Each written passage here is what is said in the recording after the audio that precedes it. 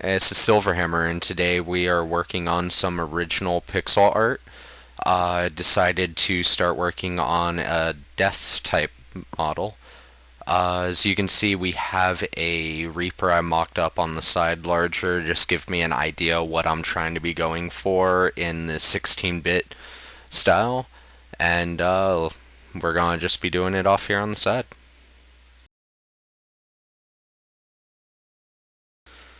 And the thing you have to know about doing stuff like this is that you can see I keep on redoing the nose over and over again. Is actually less is better on these because when you actually zoom out, everything comes together. So you just want to make sure you have a decent color palette together of colors to actually mix in with one another.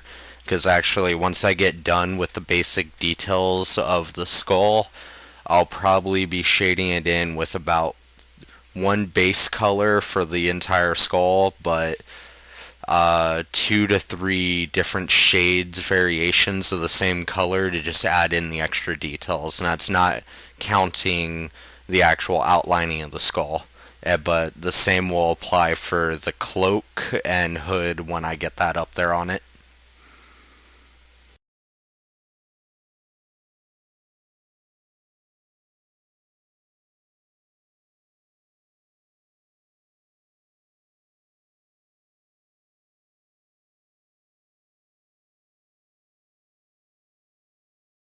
Alright, so as you can tell, for pretty much each little detail we're going through, as you saw with the eyes, the nose, and now the mouth, I just keep on fixing it till I get something I want, which is you could tell this was one grinny ass fucking skeleton for a second, and I'm trying to go for a less comical grin and more of just a devious kind of snare about him. So I'm taking out a lot of this and trying to rework it to get ready to actually start doing the rest of the cloak. And I'm just doing a square box of black around his head just to be able to then come back through and take it out and define it the way I want to at the end.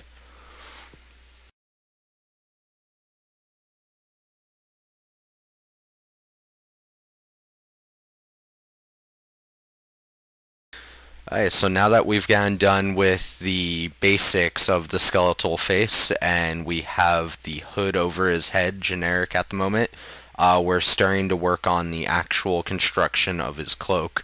Which for this, I wanted to go for kind of just a weird, creepy, flowing, shredded, torn cloak.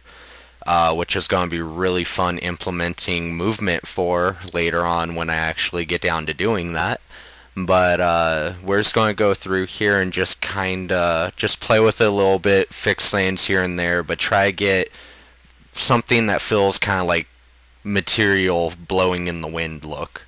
And and you could really do this any way you want to. Is if you get the effect across that you want, go with it.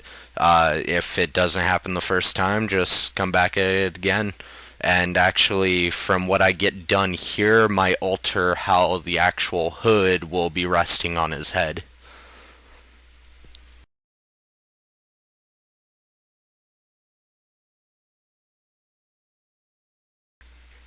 Alright, so now that we again finished with the cloak and actually fitted the hood to his head, I went ahead and stopped my recording so I could pull up my Torchwood pictures to just give them a look and make sure I was doing this in the same style because I would like to keep these sprites all in a relatively similar style so I could possibly come back and alter them or use them as references for new things I'm working on. So I brought this up to continue working on my death I'm making at the moment. As you can see, we're now starting to work on his arm, and he will be holding a sickle, which I'll be trying to do now. And my goal is to get an actual curved sickle, but for right now, it'll probably just be a straight stick with the sickle at the end of it. But when it's all said and done and I can implement the sprites, he will actually be swinging the sickle towards whatever he'd be coming at.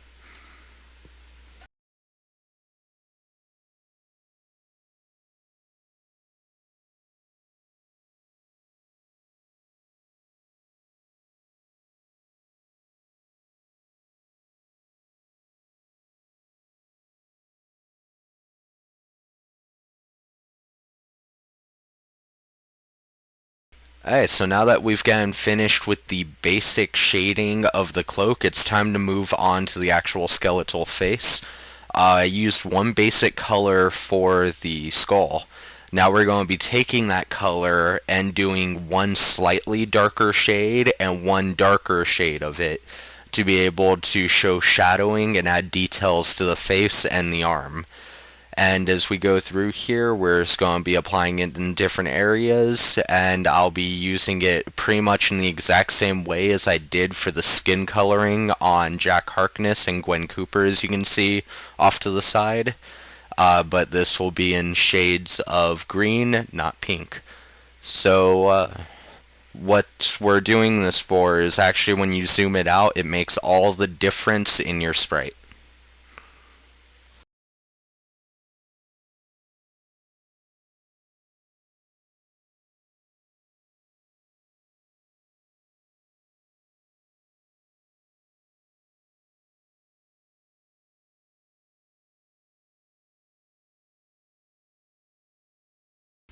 Alright, so all that work for this incy bincy little thing you could probably barely see on your computer at the moment. But you can blow it up and shrink it further, and it will actually keep most of its detailing. And it's the best part about doing this like it, because I much prefer using one tiny little block at a time to do my sprite building with. And as you can see, pretty much everything I did, I've done it like that, except for my TARDIS I made. But we'll be having further videos coming up of some other original art I'll be working on shortly, and I will have some more Doctor Who and Batman sprites updated.